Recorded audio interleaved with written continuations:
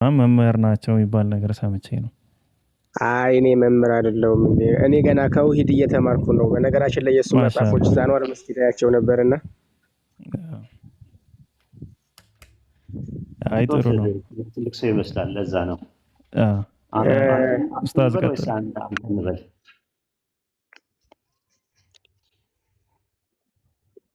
አንቱ እንበል ወይስ አንተ እንበል? ኧረ አንተ ነው ማለት እንኳን ያያል። ስለዚህ አሁን ካለ ማለት ነው ብዙ ኢየሱሶች አሉ ነው የምንለው ወይስ ስለ ኢየሱስ ያለው ትምህርትና አስተምሮት ሰዎች የተለያየ ነው ያላቸው ነው የሚባለው? ኢየሱስ አንድ ሆኖ ሳለ ግን አስተምሮቱ ይለያያል። ፒኬ ነው። አይኔ በምጥ ወለደች ብዬ አላምንም። አንዳንድ መጽሐፎች ምጥ ይዛ ነበር ይላል። ተጨንቃ ልትወልድ ተጨንቃጮች ይላል። ምጥ አላት ወይስ የላትም? ድንግል ማርያም ነው ፖይንቱ። ምጥ አላት ብዬ እኔ እንኳን አላምንም። መጽሐፉ ላይ ምጥ አላት ይላል። ማንን ልስማ ሳልኖር አንተን ልስማ ወይስ መጽሐፉን ልስማ? የእግዚአብሔር ልጅ እንደመጣ ነው የሚለው። አሁን ችግሩ የእግዚአብሔር ልጅ ነው የመጣው እንጂ እግዚአብሔር አልመጣም። ምን ማለት ነው? የእግዚአብሔር ልጅ ሲባል ነቢያት በአጠቃላይ የእግዚአብሔር ልጆች ናቸው። ግልጽ ነው። የቱ ጋር ከተባለ መዝሙረ ዳዊት ምዕራፍ 82 ቁጥር 6 ላይ ሁላችሁም የልዑል ልጆች ናቸው አላቸው። ሁሉም። ስለዚህ ኢየሱስ የእግዚአብሔር ልጅ ነው ማለት ነብይ ነው። አሁን እንምጣ። በታች ያላት በራሷ 12 ከዋክብት የሆኑላት አንድ ሴት ነበረች አለ። ይህች ሴት በሰማይ ታየችው ሴት ማናት? የእመቤታችን ነው። ኦኬ። እርሷም ጸንሳ ነበረ፣ ምጥም ተይዛ ልትወልድ ተጨንቃ ጮኸች ይላል። ምጥም ይላል። ምጥ የላትም ወይስ አላት ማርያም?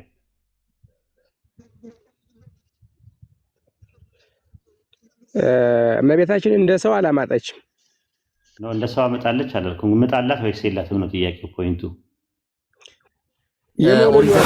ምዕራፍ 45 ቁጥር 9 ላይ እግዚአብሔር በእስራኤል ማን ነው በምን ላይ መሰለ በግብፅ ምድር ሁሉ ላይ ጌታ አደረገኝ አለ። ማ ዮሴፍ። ዮሴፍም ጌታ ያደረገው እግዚአብሔር ነው። በተመሳሳይ ኢየሱስንም ጌታ ያደረገው እግዚአብሔር ከሆነ እንግዲያውስ ጌትነታቸው የሁለቱም ምንድን ነው? የባህሪ ሳይሆን የመሰጠት የጸጋ ጌትነት ነው ማለት ነው። ለምን ችግር የለም ቼክ አናደርግም። ከዛ ነው እኔ ከተሳሳትኩ የምን መረጃ ነው እንዳወጣልህ የፈለከው? ምንድነው መረጃ የፈለከው?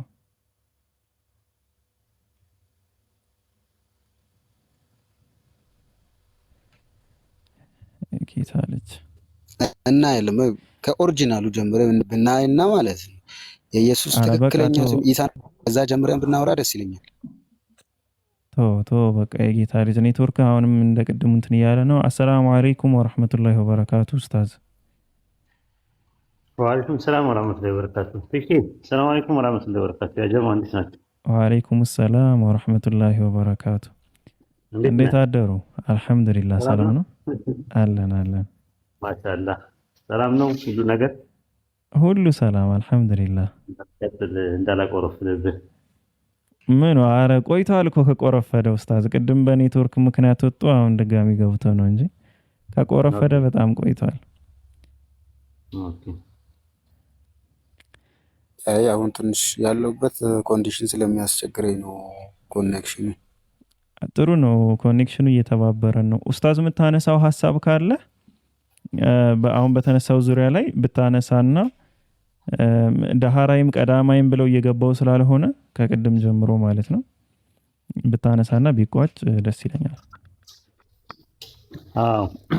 ኢየሱስ የሚለው ስም ያው ኦሪጂናሊ መልአኩ ገብርኤል ድንግል ማርያም ጋር ሲመጣ ግዕዝ ተናጋሪ አይደለም እና ኢየሱስ እያለ አይደለም ያላት። ያው በትርጉም ደረጃ ነው እኛ ጋር አምጥተው ኢየሱስ ያሉት እንጂ ማቴዎስ ወንጌል ምዕራፍ 1 ቁጥር 21 እና ሉቃስ ወንጌል ምዕራፍ 1 ቁጥር 31 ላይ መልአኩ ገብርኤል ወደ ድንግል ማርያምና ወደ ዮሴፍ ሲመጣ እነሆ ትጸንሻለሽ፣ ወንድ ልጅ ትወልጃለሽ፣ ስሙንም ኢየሱስ ትይዋለሽ ሲላት ኢየሱስ የሚለውን ስም በአማርኛ ወይም በግዕዝ አይደለም በዕብራይስጥ ነው የተናገረው። በዕብራይስጥ ሲናገር ደግሞ ያሸዋ ነው።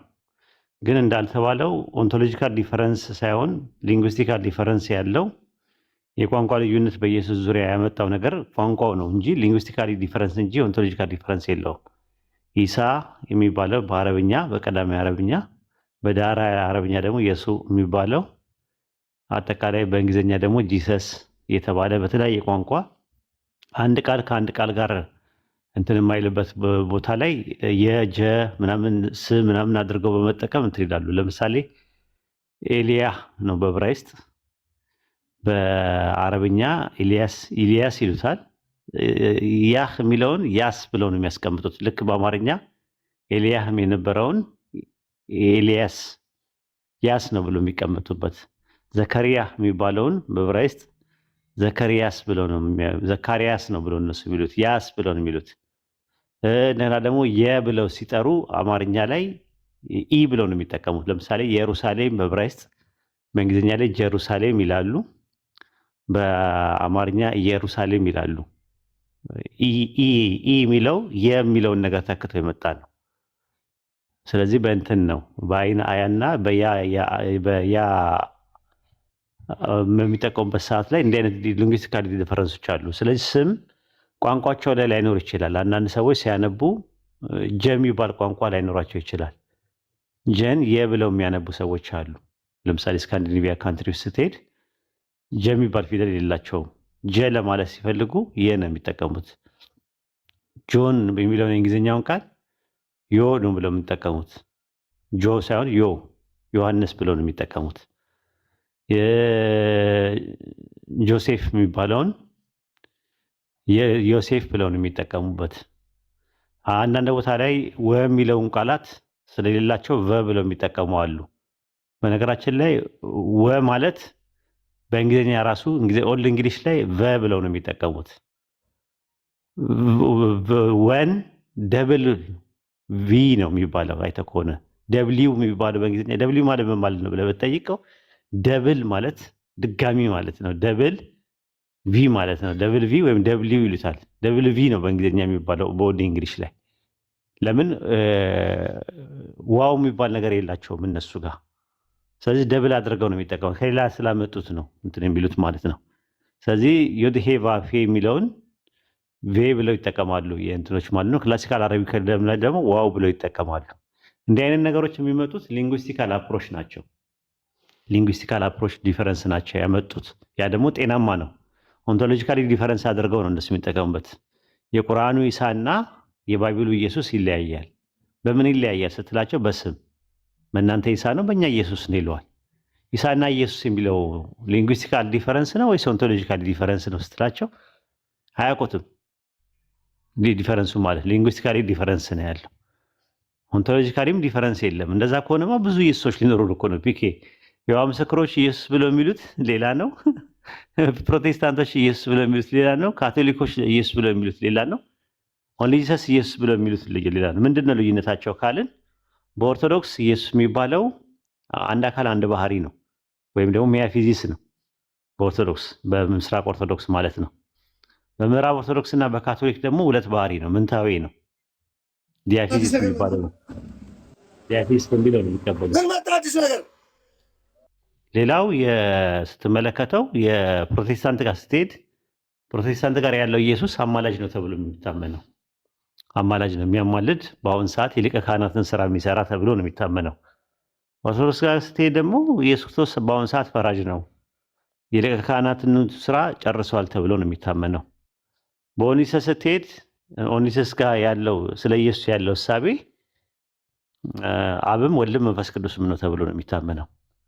አብ ነው በስጋ የተገለጠው፣ የአብ ስም ኢየሱስ ነው ብሎ ነው የሚያምኑት። ጆባዊትነስ ጋር ስትሄድ ደግሞ ኢየሱስ ማለት ከድንግል ማርያም ከመውለዱ በፊት የመላእክት አለቃ ሚካኤል ነው ተብሎ ነው የሚታመነው። ከዛ በኋላ ፍጡር ነው መጀመሪያ የተፈጠረበት ነው ይላል። አድቬንቲስት ጋርም ስትሄድ ደግሞ ለብቻው ሌላ አለ። ሞርሞን ጋር ስትሄድ የተለያያል። ስለዚህ አሁን ምንድን ነው ማለት ነው? ብዙ ኢየሱሶች አሉ ነው የምንለው ወይስ ስለ ኢየሱስ ያለው ትምህርትና አስተምሮት ሰዎች የተለያየ ነው ያላቸው ነው የሚባለው? ኢየሱስ አንድ ሆኖ ሳለ ግን አስተምሮቱ ይለያያል። ፒኬ ቀይ ነው ብዬ ብናገር ያሲን ፒኬ ጥቁር ነው ብሎ ቢናገር ፒኬን ሁለት አያደርገውም። ለፒኬ ያለው አመለካከት ወይም ደግሞ እይታ ወይም መሳቤ ከሁለት አንዳችን ትክክል ነን እንጂ ሁለታችንም ትክክል ነው አንችልም። ፒኬ ጠይም ነው ይላል አንድ ሰው ተነስቶ፣ አንዱ ደግሞ ቀይ ነው ይላል፣ አንዱ ደግሞ የቄዳማ ነው ይላል፣ አንዱ ደግሞ ጠይም ነው ይላል። ስለዚህ አራት አይነት አመለካከት ከመጣ ፒኬ አራት ነው። የአንተ ፒኬና የኔ ፒኬ ይለያያል አይደለም። ስለ ፒኬ ያለኝ መረዳት፣ አስተምሮት፣ ትርክት ከአራታችን አንዳችን ትክክል ነን የምንሆነው እንጂ ሁላችንም ትክክል አንሆንም። ትርክቱ የተለያየ የሆነ ወይም እሳቤው የተለያየ ሆነ ማለት ፒኬን የተለያየ አይደንቲቲ አያደርገውም። ኢሳ ኢብኑ መርየም አለይሂ ሰላምንም አንድ ፐርሰን ነው፣ አንድ ማንነት ነው፣ በታሪክ ውስጥ የነበረ የመርየም ልጅ ነው። ነገር ግን ስለሱ ያለው እሳቤ በኢስላሚክ አንደርስታንዲንግ፣ በክርስቲያኒቲ አንደርስታንዲንግ፣ ክርስቲያኒቲ ውስጥ ባለው ዲኖሚኔሽን አንደርስታንዲንግ የተለያየ ሆኖ መቀመጡ ኢየሱስን የተለያየ አያደርገውም። ያንተ ኢየሱስ ሌላ ነው፣ የኛ ኢየሱስ ሌላ ነው አይባልም። እንደዛማ ከሆነማ ምን አጨቃጨቀን? ፒኬ የሚባል ስም የሆነ ሌላ ከሆነ እዚህ የምናየው ፒኬ፣ እዚህ ላይ ያለው ፒኬ ደግሞ ሌላ ከሆነ ምንም ጭቅጭቅ የለውም። ያኛው ፒኬ ከሆነ እኔ ስለዚህኛው ፒኬ ሳወራ እናንተ ስለሌላ ፒኬ የምታወሩ ከሆነ ሁለት የተለያዩ ከሆኑ መጨቃጨቅ አያስፈልግም። ሁለት ኢየሱሶች ካሉ አንዱ የቁርአን ኢየሱስ እና አንዱ የባይብል ኢየሱስ የሚባሉ ሁለት የተለያየ አይደንቲቲ ኦንቶሎጂካልም ሜታፊዚካልም ካሉ ኢየሱስ አምላክ ነው ወይስ አይደለም፣ ኢየሱስ ምንድነው፣ መሲህ ነው ወይስ አይደለም ብለን አንከራከርም ማለት ነው። እንደዛ ከሆነ እኮ አይሁዶችም እኮ የሚጠብቁት መሲህ ገና አልተወለደም ብለው ነው የሚያምኑት። ያ ማለት ሁለት አይነት መሲህ አለ ማለት ነው። የአይሁዶች መሲህ ገና ሌላ ነው፣ የክርስቲያኖች መሲህ ደግሞ እና የሙስሊሞች መሲህ ደግሞ ይሄኛው የናዝሬቱ ኢየሱስ ነው ብለን ነው እንትን የምንለው። እንዲህ አይነት እንትኖችን አይ ቲንክ ካለመረዳት የተነሳ የሚመጡ የተውራ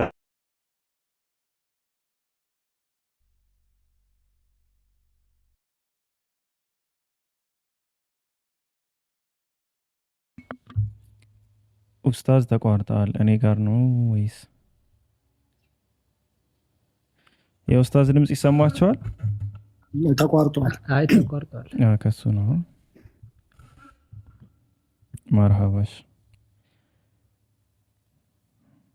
የጌታ ልጅ ኦኬ። ኡስታዝ ተመልሰዋል። አውርቼ እስከምን ድረስ ሰምተኛል? አይ ቲንክ እንትን ብለሃል እኮ ጨርሰሃል። መርሃባሽ ኡስታዝ ገብተዋል። የጌታ ልጅ አዎ ብዙ ሀሳብ አንስተዋል። ግን እኔ ያልኩ ያለሁት በስም ብቻ አይደለም የሚለያዩት። አሁንም አስረግጬ የምናገረው ነገር ልዩነት እንዳልሆነ ተረዳ። አንዴ የስምን እንደ ልዩነት መነሳት እንደማይችል ከተቀበልክ ከዛ በኋላ ስላሉ ልዩነቶች እናወራለን። ስለዚህ መጀመሪያ የስሙ ልዩነት ነው ብለህ ተነስተህበት የነበረው ልዩነት እንዳልሆነ ተረዳኸው ወይም ልዩነት መሆን እንደማይችል? በስምም ካጀማመሩ ሁለቱም የማይገናኙ ናቸው። ስለዚህ አንድ አይደለም። ስለዚህ የመጽሐፍ ቅዱሱ ሌላ ነው። ስለዚህ አሁንም እያልክ ያለኸው ምንድነው? አዎ የጌታ ልጅ አሁንም እያልክ ያለኸው ምንድነው? ስቲል ስሙ አክሰንቱ ስለተለያየ የተለያዩ ሰዎች ናቸው እያልክ ነው አይደል? አዎ ምንም አይገናኙም እያልኩ ነው። ለምንድን ነው ማቴዎስ ወንጌል ምዕራፍ 1 ቁጥር 1ን አረቢክ ስክሪፕት ላይ የመጀመሪያው የጥንት ላይ የነበረው ላይ ኢሳ ብለው ያስቀመጡት ለምንድን ነው? ክርስቲያኖች ሲተረጉሙት ማቴዎስ 1:1 ላይ የአብርሃም ልጅ የዳዊት ልጅ የኢሳ የትውልድ መጽሐፍ ብለው ለምንድን ነው ያስቀመጡት አረቢክ ስክሪፕት ላይ? እኔ ያልኩህ እኮ በምንም አይገናኝም ወገናችንና ሌላም ከፈለጋችሁ ችግር የለም። አንደኛ በዚህ በምንም አይገናኙም። አሁን ማርያም ብለን የምናነሳው የቁርአኑና የኛም ሲጀመር አይገናኝም። ኢየሱስ ክርስቶስ የተወለደበት በቤተልሔም ነው። አሁን የቁርአኑ የሚለው ሌላ ነው፣ አይገናኝም። ኢየሱስ ክርስቶስ እንደሚወለድ ትንቢት ተነግሯል። የቁርአኑ ላይ ኢሳ እንደሚወለድ ትንቢት ተነገረ። እኔ አላውቅም። ፒኬ ያዳመጠ አይደለም መሰለኝ፣ ልጁ ኔትወርክ እያስቸገረው ነው መሰለኝ። አላዳመጠኝም ምን ያልኩትን። አይ ኔትወርክ ሳይሆን እንትን ነው ኡስታዝ፣ እሱ የሚሰማው ውስጡ ላይ ያለውን ድምጽ ነው እንጂ ከውጭ ወደ ውስጥ የሚመጣ ነገር አይሰማም። በነገራችን ላይ ፒኬ አንድ ወራረደው ነገር ምንድን ነው? ኢየሱስ የተወለደው በከብቶች በረት ነው የሚል እንትን ላይ ባይብል ላይ የለም። ሉቃስ 2 ላይ በጣም ብዙ ክርስቲያኖች ከየት አምጥተው እንደሚያነበው አላውቅም። የሚለው በከብቶች በረት ተወለደም የሚል ነገር የለም። የሚለው በከብቶች ግርግም ተወለደ አይደለም እኮ የሚለው ተኛ ነው የሚለው። ደግሞ ራሱ ያስተኙበት ነው። ግርግም ደግሞ ማለት አኒማል ፊዲንግ ነው፣ አሸንዳ ነው። እረኞች በሜዳ በሚሆኑበት ሰዓት ላይ በጋ ላይ በሚሆኑበት ሰዓት ላይ ሲጠብቁ በጋ ላይ አሸንዳ ነገር አድርገው ግርግም አድርገው እህል ይሰጧቸውና እዛ ላይ ይበላሉ። እዛ ላይ ነው ተኛ የሚለው እንጂ በከብቶች በረት ማታ ላይ ግም ነው መጨረሻ ላይ ሌሊት ምንድነው እንትን በሚሆንበት ሰዓት ላይ አስገብተው የሚያስቀምጧቸውበት በረት ይባላል። በረትና ግርግም ይለያያል። ይሄንን እንኳን ለይተው እንኳን አያውቁም። ራሱ ኢየሱስ የተኛበት ነው። ማስተኛ ሲያጡ በከብቶች ግርግም ነው የሚለው፣ አስተኙት ነው የሚለው። አስተኙት እንጂ ወለደችው አይልም። በከብቶች በረት ተወለደ የሚል ባይብል ላይ አታገኝም። ራሱ ሉቃስ ወንጌል ምዕራፍ 2 አንብብላቸው ቢኬ። እሺ ብዙ ጊዜ ክርስቲያኖች ኢየሱስ የተወለደው በከብቶች በረት ነው ይላል ባይብላችን። ስለዚህ የእናንተ ኢሳ ደግሞ በከብቶች በረት ተወለደ አይልም ይላል። በምንድን ነው የተወለደው? እንመጣበታለን ይላል ወይ ቁርአን ውስጥ ራሱ ታያቸው። በዚያ ወራት ዓለም ሁሉ እንዲጻፍ ከአውግስጦስ ቄሳር ትእዛዝ ወጣ። ሄሮድዮስ በሶሪያ አገር ገዢ በነበረበት ጊዜ የመጀመሪያ ጽሕፈት ሆነ። ሁሉም እያንዳንዱ ይጻፍ ዘንድ ወደ ከተማ ሄደ። ዮሴፍም ደግሞ ከዳዊት ቤትና ወገን ስለነበረ ከገሊላ ናዝሬት ከተማ ተነስቶ ወደ ቤተልሔም ወደምትባል ወደ ዳዊት ከተማ ወደ ይሁዳ ከተማ ቀን ጸንሳ ከነበረች ከእጮኛዋ ከማርያም ጋር ይጻፍ ዘንድ ወጣ። በዚያን ጊዜ የመውለጃዋ ወራት ደረሰ። የመጀመሪያ ልጇን ወለደች፣ በመጠቅለያም ጠቀለለችው። በእንግዶች ማደሪያ ስፍራ ስላልነበራቸው በግርግም አስተኛችው ነው የሚለው። ስላልነበር የወለደችው ግርግም ላይ ነው አይልም። ራሱ ጠቀለለችው አለ። በግርግም ማደሪያ ስላልነበራቸው፣ በእንግዶች ማደሪያ ስፍራ ስላልነበራቸው በግርግም አስተኛችው ይላል። በዚያ ምድር መንጋ በሌሊት ሲጠብቁ በሜዳ ያደሩ እረኞች ነበሩ ይላል። እረኞቹ በሜዳ ሲጠብቁ እረኞቹ ጋር ለእረኞቹ የሚያቀርቡት አኒማል ፊዲንግ የሚባለው ግርግም የሚባለው አሸንዳ ነገር አለ፣ እህል ይደረግበታል። እዛ ላይ ነው ያስተኛችው። ማስተኛታ ማለት ነው። የወለደችው ግን የከብቶች በረት ውስጥ ነው የሚል ባይብል ላይ የለም። ያዝልኝ። ወደ ቁርአን ስትመጣ ኢየሱስ የተወለደው በዘንባባ እንትን ስር ነው የሚል ነገር የለውም። አማጠች ነው የሚለው። ያማጠችበትን ቦታ ነው እየተናገረ ያለው። ዘንባባ ደግሞ እስራኤል ውስጥ አለ ራሱ ኖርማሊ ማለት ዘንባባ እነሱ አሁን ሳውዲ አረቢያ ይመስላቸዋል ራሱ ማለት ሱረቱ መርየም ምዕራፍ 19 ላይ ገባ። እሱ ላይ ደግሞ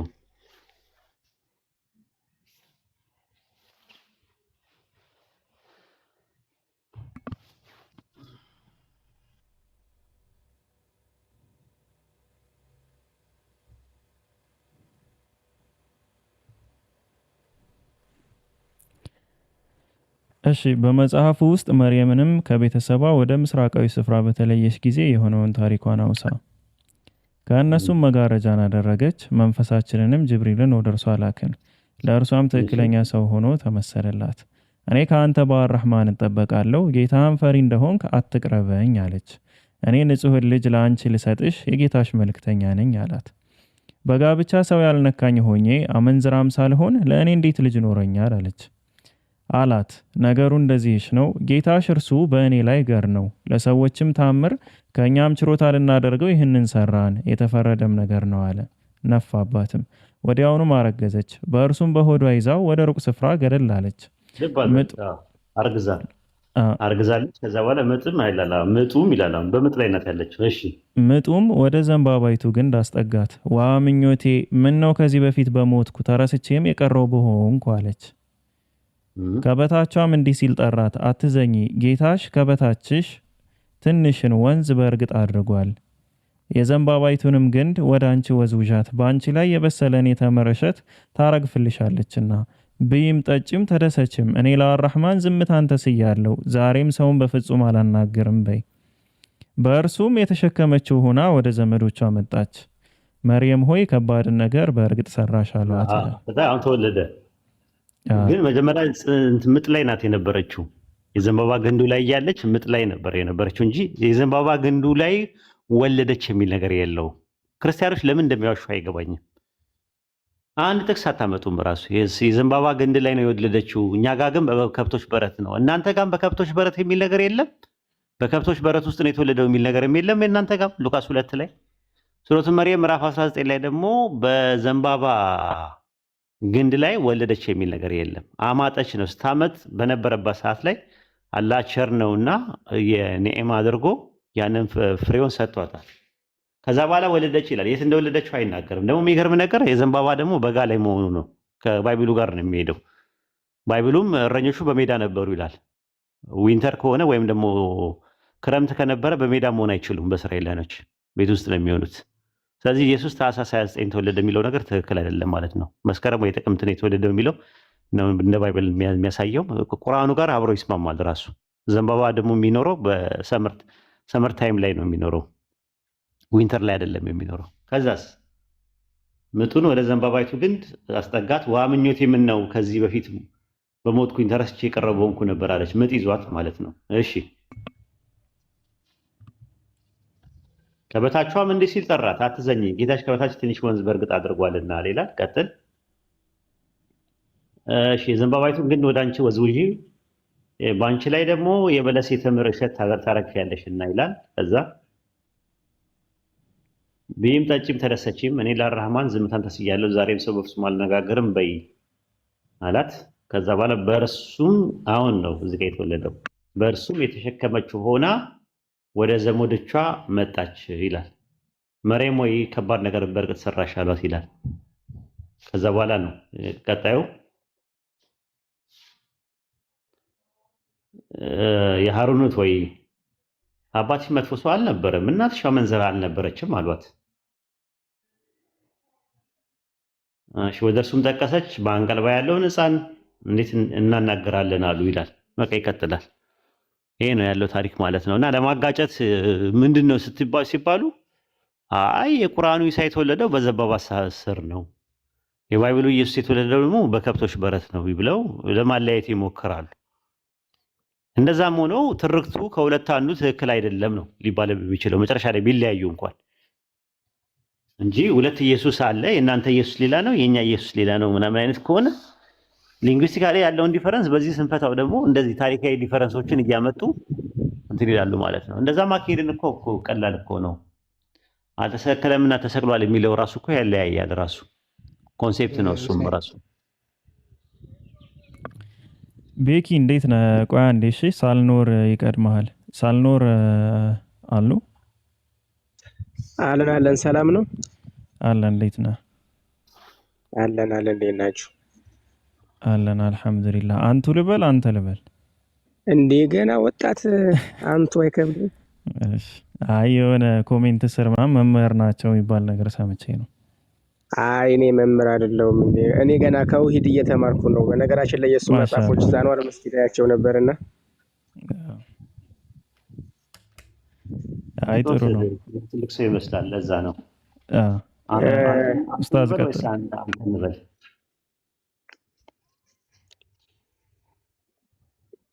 አንቱ እንበል ወይስ አንተ እንበል? ኧረ አንተ ነው ማለት እንኳን ጥያቄ ካለ ጥያቄ ጠይቅና እኔም በወጣ ነው። አንድ 5 ደቂቃ ነው ያለችኝ። ጥያቄ እንጠይቃለን። ጥያቄዎች በሰሞኑም ስታነሳቸው ነበሩና ስለ ሁለቱ ስለ አብርሃም ልጆች ያነሳቸው ነበሩ። በነዛ ላይ የምጠይቅሃለሁ። አሁን ግን የምጠይቅህ ስለ እመቤታችን የተናገርከው ነገር አለና አመጣለሽ ምናምን ያልከው እመቤታችን ጥንተ አብሶ የለባትም እና በእኛ ዘንድ አመጣለች የሚል የለም ለማለት ፈልጌ ነው። ኦኬ እስቲ ራዕይ ዮሐንስ 12 ላይ ወጣለት ፒኬ ክፈተው። ራዕይ 12 ላይ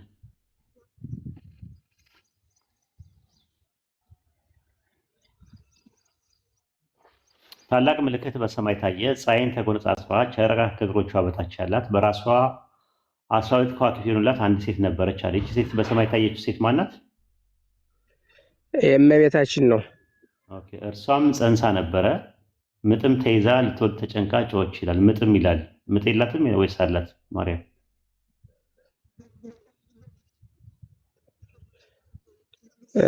እመቤታችን እንደ ሰው አላማጠችም ነው። እንደ ሰው አመጣለች አላልኩም። ምጥ አላት ወይስ የላትም ነው ጥያቄው፣ ፖይንቱ።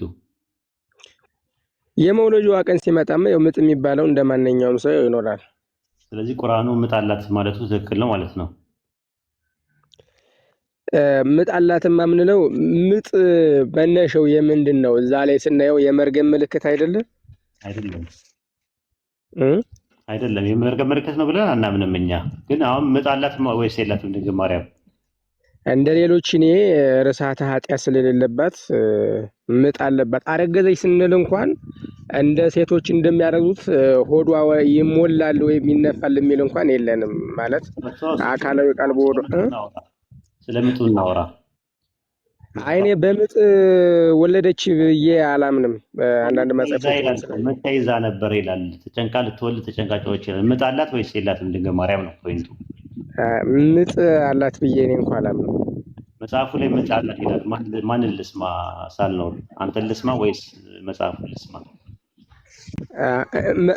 መጽሐፉ ላይ ምጥ አላት ማለቱ ያው እንዳረገዘች እና እንደወለደች ወለደችም እኮ ይላል።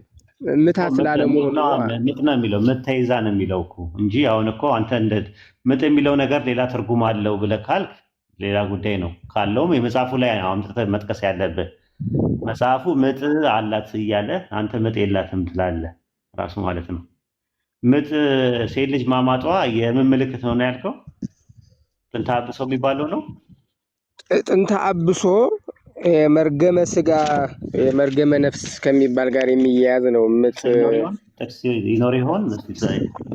እሷ ደግሞ ከዛ አንስተ ልማድ ርሳተ ኃጢአት ከሚባለው የነጻች ናት በሴቶች ላይ ከሚደርሰው ሁሉ።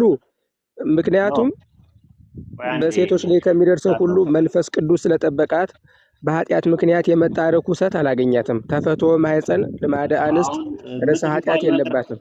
ምጥ የሚባለው ነገር በኃጢአት የመጣ ነው የሚለው ማስረጃ ይኖር ይሆን? የት ላገኘው እችላለሁ? ምኑ? የትኛው ምጥ የሚባለው ነገር በሴት ልጅ የመጣው በኃጢአት የተነሳ ነው የሚል ነገር ማስረጃ ይኖር? ያማ ኦሪት ዘፍጥረት ላይ ሔዋን በለሱን ስትበለው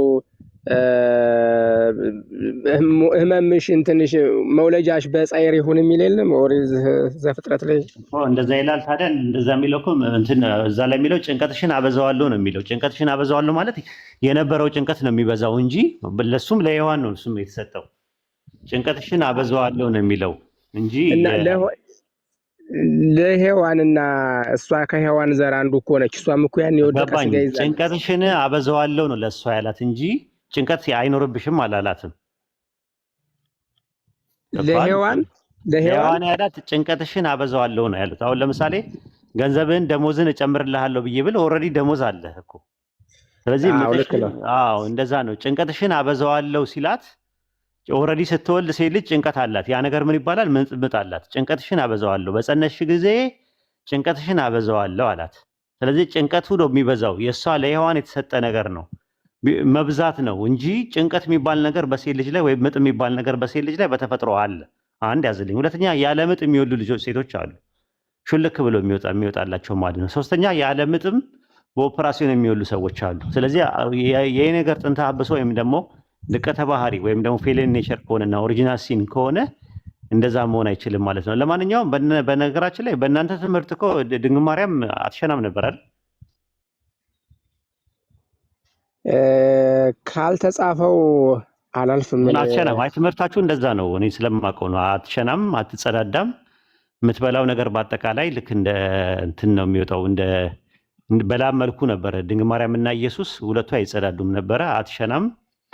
የወር አበባም አታይም ነበረ እንደ ሴቶች ማለት ነው። የወር አበባ ነገር ፔሪዝ የሚባል ነገር የለም። አሁን እንዴት መሰለ ስለ እመቤታችን ያለን እኛ እመቤታችን እንደ ማንኛውም በእናት በአባቷ ቤት 3 ዓመት ከኖረች በኋላ 12 ዓመት በቤተ መቅደስ መላእክት እያገለገሏት ህብስተ ሰማያዊ እየተመገበች ኖራለች ብለን እናምናለን። ልዑል እግዚአብሔር ከእናቷ ማፀን ስለመረጣት በሴቶች ከሚደርሰው ሁሉ መንፈስ ቅዱስ ስለጠበቃት በኃጢአት ምክንያት የመጣ ርኩሰት አላገኛትም። ተፈጥሮ ማህፀን ልማደ አንስት ርዕሰ ኃጢአት የለባትም። ስለዚህ ሊቀ መላእክት ቅዱስ ገብርኤልም ለብስራት ወደ እርሷ በተላከ ጊዜ አካላዊ ቃል አንዴ ቆይ፣ ይቅርታሽ ሳልኖር ኡስታዝ ወሂድ የሉም ወጥተዋልኝና ኡስታዝ ወሂድ አይ ቲንክ ማስረጃ ሳያቀርቡልኝ ሄዱ። አሁን ላሉበት ምን ላሉበት? አትበላም አትጠጣም ብለን ቆይ አንዴ እሺ ኡስታዝ ወሂድ ካለ ሪኩዌስት ላክ ኡስታዝ። አንዴ ሚዩት ያደርጉልኝ ሳልኖር ንፋስ በጣም ይረብሻል። ኡስታዝ ወሂድ አይመቸኝም እያሉ ነበር፣ ግን ምናልባት ደቂቃ ከበቃቸው ማለቴ ነው። መርሃባ አይ ኢንቫይት ላደርግ ነበር የለም። ምናልባት ሰሞኑን ቲክቶክም የተመታ ስለሆነ አንደኛ ጢሞቴዎስ ምዕራፍ 2 ቁጥር 5 ላይ አንድ አምላክ አለና በአምላክና በሰው መካከል ያለው መካከለኛው አንድ አለ፣ እሱም ደማን ጂሰስ ክራይስት አለ። ደማን ሰው ነው አለ ክርስቶስን። ተመልከት፣ ኢየሱስ ምንድነው አለ? ክርስቶስ ሰው ነው አለ። እግዚአብሔር ስንት ነው? አንድ ነው። አያችሁ፣ በእግዚአብሔርና በሰው መካከል ደግሞ መካከለኛ ነው። ምን ማለት ነው መካከለኛ? ከአምላክ እየሰማ ለሰዎች የሚያስተላልፍ ማለት ነው። ለዛ እኮ ነው ይሄ የሁሉ አባት የሆነውን ኢየሱስ ሲናገር ማቴዎስ ወንጌል ምዕራፍ 23 ቁጥር 9 ላይ በምድር ላይ ማንንም አምላክ ብላችሁ እንዳትጠሩ አለ። ማን አባት ብላችሁ አትጥሩ አለ። አንተ አባት የለም አለ። አንተ አባት የለም አለ። ግን ምን ማለቱ ነው? አባት ማለት ኢን ሴንስ ፈጣሪ ማለት ነው፣ አስገኚ ማለት ነው። ሶ አባት ብላችሁ ታዲያ ማን ነው አባታችሁ? በሰማይ ያለው አንዱ ነው አለ። በሰማይ ያለው። ስለዚህ ይሄ አባት ደግሞ የሁሉ አባት ነው። ምን አለ? ኤፌሶን ምዕራፍ 4 ቁጥር 6 ላይ በሁሉም የሚኖር በሁሉም የሚሰራ አንድ አምላክ የሁሉም አባት አለ አለ። ስንት አምላክ? አንድ አምላክ። የኢየሱስም አባት የሁሉ አባት። ለዛ ነው ኢየሱስ እኮ ዮሐንስ ወንጌል ምዕራፍ 10 ቁጥር 28 ላይ አብ ከእኔ ይበልጣልና አብ ከእኔ ይበልጣል አለ። ስለዚህ ከበለጠ ከሁሉ ነው የሚበልጠው። የሰጠኝ አባቴ ከሁሉ ይበልጣል አለ ዮሐንስ ወንጌል ምዕራፍ 10 ቁጥር 29 ላይ የሰጠኝ አባቴ ከሁሉ ይበልጣል፣ ከኢየሱስም ነው የሚበልጠው። ስለዚህ ኢየሱስ ስለ ራሱ ሰውነት ነው የተናገረው። ታዲያ ማን ነው አንዱ አምላክ ብለን ካለን መጽሐፉ ይንገረን። አንደኛ ቆሮንቶስ ምዕራፍ 8 ቁጥር 6 ቁጥር 4 ላይ ከአንዱ በቀር ማንም አምላክ እንደሌለ እናውቃለን አንዱ አለ። ማን ነው ታዲያ? ቁጥር 6 ላይ ወረደና ነገር ሁሉ ከእርሱ የሆነ እኛም ለእርሱ የሆንን አንድ አምላክ አብ አለን ዘጋው። አብ አለን ዘጋው። አየህ፣ አንድ አምላክ አብ አለ ከአንዱ በቀር። አሁን ኢየሱስ ምን መሆኑን ለማሳየት ነው የፈለከው? አሁን ኢየሱስን ምን ለመሆኑን ነው አሁን ለማሳየት የፈለከው? ኢየሱስ ስልጣን የተሰጠው ሰው፣ አምላክ ያልሆነ ሰው። ተግባባን? ልክ ነብይ ነው፣ ከነቢያት አንዱ ነው። እንደውም መጽሐፉ ይናገራል ነብይ ነው ብሎ መልእክተኛ ነው ብሎ ነው የተናገረው። እሱ ላይ ለመጣልህ ነበር። እንደውም ኢየሱስ ጌታ ነው ይላል መጽሐፉ። እኔ ጌታ ነኝ አላቸው። ጌታ ነው ማለት ምን ማለት ነው? ግን ችግር አለ። አሁን ጌታ ነኝ ሲል ደግሞ ሌላ ችግር አለ። ሐዋርያት ሥራ ምዕራፍ 2 ቁጥር 36 ላይ ምን አለ? እናንተ የሰቀላችሁትን ኢየሱስን እግዚአብሔር ጌታም ክርስቶስም እንዳደረገው የእስራኤል ወገን ሁሉ በእርግጥ ይወቃል። አየው፣ የኢየሱስ ጌትነት በመደረግ የተገኘ ነው። በመደረግ የተገኘ ጌትነት ደግሞ የጸጋ ጌትነት ይባላል። ለምሳሌ እንደማን ካለን ኦሪት ዘፍጥረት ምዕራፍ 45 ቁጥር 9 ላይ እግዚአብሔር በእስራኤል ማን ነው በምን ላይ መሰለ? በግብፅ ምድር ሁሉ ላይ ጌታ አደረገኝ አለ። ማ? ዮሴፍ። ዮሴፍም ጌታ ያደረገው እግዚአብሔር ነው። በተመሳሳይ ኢየሱስንም ጌታ ያደረገው እግዚአብሔር ከሆነ እንግዲያውስ ጌትነታቸው የሁለቱም ምንድን ነው? የባህሪ ሳይሆን የመሰጠት የጸጋ ጌትነት ነው ማለት ነው። ለዛ ነው ኢየሱስ እኮ ጌትነቱ ብቻ አይደለም የተሰጠው፣ ክርስቶስነቱ ተሰጥቶታል። መድኃኒት ያደረገው ራሱ እግዚአብሔር ነው። ሐዋርያት ሥራ ምዕራፍ 5 ቁጥር 30 እና 31 ላይ እግዚአብሔር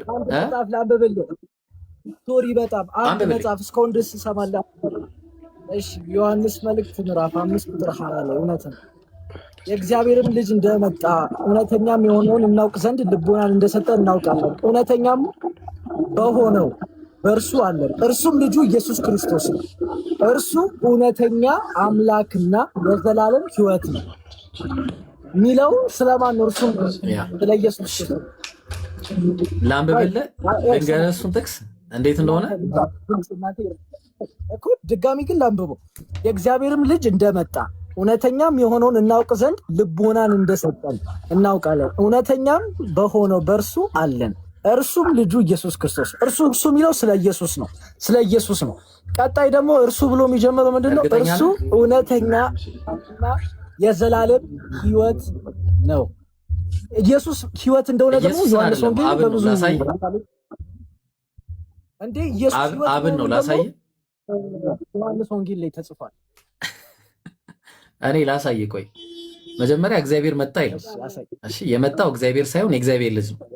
የእግዚአብሔር ልጆች ደግሞ ነቢያት ናቸው። እሺ ምክንያቱም ሐዋርያት ቆይ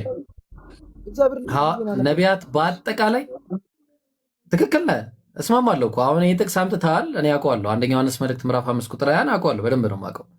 እና የእግዚአብሔር ልጅ እንደመጣ ነው የሚለው። አሁን ችግሩ የእግዚአብሔር ልጅ ነው የመጣው እንጂ እግዚአብሔር አልመጣም። ምን ማለት ነው? የእግዚአብሔር ልጅ ሲባል ነቢያት በአጠቃላይ የእግዚአብሔር ልጆች ናቸው። ግልጽ ነው። የቱ ጋር ከተባለ መዝሙረ ዳዊት ምዕራፍ 82 ቁጥር 6 ላይ ሁላችሁም የልዑል ልጆች ናቸው አላቸው፣ ሁሉም። ስለዚህ ኢየሱስ የእግዚአብሔር ልጅ ነው ማለት ነብይ ነው። አሁን እንምጣ።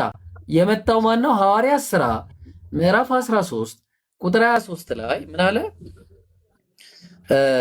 እግዚአብሔርም እንደ ተስፋው ቃሉ ለእስራኤል መድኃኒት ማንን አመጣ? ኢየሱስን አመጣ አለ። አምጪ እግዚአብሔር ነው። ስንት እግዚአብሔር አለ? አንድ እግዚአብሔር ነው ያለው። የአንዱ እግዚአብሔር ደግሞ ኢየሱስን ያመጣው እንጂ እግዚአብሔር ራሱ አልመጣም። እንቀጥል። አሁን ጥቅሱን ላብራራለን። አንድ ጊዜ ቆይ። ማን ጋ ነው ድምፅ ያለው? ቤዝ እንትን እያለኝ ነው ነገሩ። ኧረ ቢስ ማን ጋ ነው? ኧረ አንዳችሁ ቀንሱት። የሆነ እንትን አለ፣ በጣም እየረበሸኝ ነው ጆሮዬን። እኔ ጋር ዘፈን ማን ጋ ነው? እናንተ ጋ ነዋ ጋይስ። እሺ ሚዩት ላድርጋቸው በቃ አንድ ጊዜ። ኧረ ላሽ ሚዩት አደረኳቸው። እሺ ይቅርታ። እሺ በኋላ ከፍታለሁ። እሺ ምን ይላል መሰለ? የእግዚአብሔር ልጅ እንደመጣ አለ። አሁን ያመጣው ማን እንደሆነ አይተናል። አንድ እግዚአብሔር እንዳልመጣ አይተናል። ሁለት ስለዚህ እግዚአብሔር ካልመጣ የመጣው እግዚአብሔር ያመጣው ኢየሱስን ነው። እሺ እውነተኛም የሆነውን እናውቅ ዘንድ አለ። ማን ነው እውነተኛ የሆነው? ኢየሱስ ይንገረና። ዮሐንስ ወንጌል ምዕራፍ 17 ቁጥር 3 ላይ እውነተኛ አምላክ ብቻህን የሆንክ አንተን አለው። አየው፣ ብቻህን የሆንክ አንተን የተባለው ማን ነው? እግዚአብሔር አብ ነው። ስለዚህ ለዛ ነው ቀጠለና እውነተኛም የሆነውን እናውቅ ዘንድ አለ። ኢየሱስ እውነተኛ የሆነውን እንዲያውቁ ልቦና ሰጥቷቸዋል። ገብቷል? እውነተኛም የሆነው በሆነው በእርሱ አለን። ዮሐንስ ወንጌል ምን አልከኝ? እንሂድ አንድ ላይ እኩል እያነበብን እንሂድ። አንድ ላይ ልክ ነህ። ቦታውን ንገረኝ። አንድ ላይ እያነበብን እንሂድ። በጣም አሪፍ 17:3 ላይ እሺ 17:3 ላይ ቀጥል አንብብ። እኔም እያነበብኩ እከተልሃለሁ። እውነተኛ አምላክ ብቻህን የሆንክ አንተን አለው። አየው፣ አንድ አለ እውነተኛ አምላክ ብቻውን የሆነ እሱ አንድ በቃ እሱ። ከዛ ኢየሱስ ደግሞ ማን ነው ስንል ራሱ ይንገረን። የላከውንም ኢየሱስ ክርስቶስ አለ። አየው፣ ኢየሱስ የተላከ ነው። እውነተኛ አምላክ ብቻውን የሆነ ግን አንድ ነው። ግልጽ ነው። ስለዚህ ያ እውነተኛ የሆነ አምላክ የተባለው ደግሞ የማይታይ ነው። እዛ ነው ቅድም እንደነገርኩ አንደኛ ጢሞቴዎስ ምዕራፍ 1 ቁጥር 17 ላይ ብትሄድ እውነተኛ አምላክ ብቻውን ማን ነው? ብቻውን አምላክ ለሚሆን አለ። ይኸው ያ ብቻውን አምላክ ለሚሆን የተባለው የኢየሱስ አምላክ ነው። ከሱ ውጭ ሌላ አምላክ የለም፣ ለማይጠፋው ለማይታየው። አሁን እንቀጥል። እዚህ የመጀመሪያው ጥቅስ ላይ እንምጣ። ስለዚህ የእግዚአብሔር ልጅ እንደመጣ የተባለው የእግዚአብሔር ልጅ የተባለው ክርስቶስ ነው። እግዚአብሔር አመጣው። ስለዚህ እግዚአብሔር አልመጣም። እግዚአብሔር ካልመጣ ያልቅ ነበር ጉዳዩ እዚህ ጋር። እውነተኛም የሆነውን እናውቅ ዘንድ ልቦና እንደሰጠ እናውቃለን። እውነተኛ ልጅ መሆኑን እያወራህ ነው። ምን አልከኝ? አልሰማሁም። በዚህ እያወራ ነው ልጅ መሆኑን። ከሌሎቹ ለየት የሚያደርገው ልጅ መሆኑን ነው። ልጅ እያልከው ነው። እሺ ቀጥል። ኢየሱስ ብቻ አይደለም ልጅ ኢየሱስ ብቻ አይደለም፣ ብዙ አሉ። ብቻ አለ ስለሆነ ይሄ ግን የባህሪ ልጁ ነው። የባህሪ ተካፋይ አይልም። የባህሪ አንድ ጥቅስ የለም የባህሪ ልጅ ነው የሚል አንድ ጥቅስ there is no single verse የባህሪ ልጁ ነው የሚል። እሱን ታሳየኛለህ በኋላ። አሁን ይሄንን ጨርስ አንዴ። ምን አለ? እውነተኛም የሆነውን እናውቅ ዘንድ ልቦና እንደሰጠናል። ያ እውነተኛ የተባለው የኢየሱስ አምላክ ነው። እሱ ልቦና ሰጥቷል አለ። ከዛ እውነተኛም በሆነው በእርሱ አለን አለ። ማን ነው በእርሱ? እውነተኛ በሆነው በኩል ማን ያለን ሲባል እርሱም ልጁ ክርስቶስ ነው አለ። አየው፣ እውነተኛ በሆነው በኩል ማን አለ? ክርስቶስ አለ፣ ልጁ ማለት ነው። አሁን እንጨርሰው። እርሱ አለ እርሱ የተባለው እውነተኛ የሆነው የተባለው ነው። ግልጽ ነው። ልጁ አይደለም። እውነተኛ በሆነው በእርሱ አለን ስለተባለ የእውነተኛው ልጅ ማን እንደሆነ አብራራ እንጂ እርሱ የሚለው እውነተኛው የሆነ ወደሚለው ነው የሚመለሰው። ለምን ካልከኝ፣ ምክንያቱም አንድ ጥቅስ ልስጥ። ለምሳሌ አንድ ጥቅስ ልስጥ። እስቲ አንዴ ልስጥና ላሳየህ። አንድ ጊዜ ምን ነበረ 9:5 ላይ ላውጣና ላሳየህ። ኦልራይት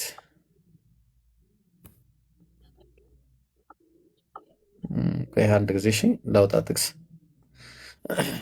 አሁንም ማውጣለን። አንተ ነው የምታነብልኝ። እሺ ማኔ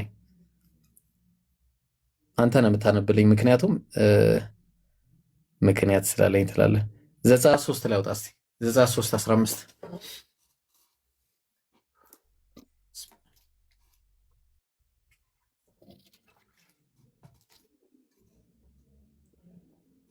እሺ አውጥቼዋለሁ።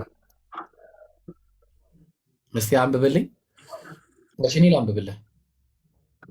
እግዚአብሔርም ደግሞ ሙሴን አለው 3:15 ዘጸአት 3:15 ላይ አወጣው። ልቀጥል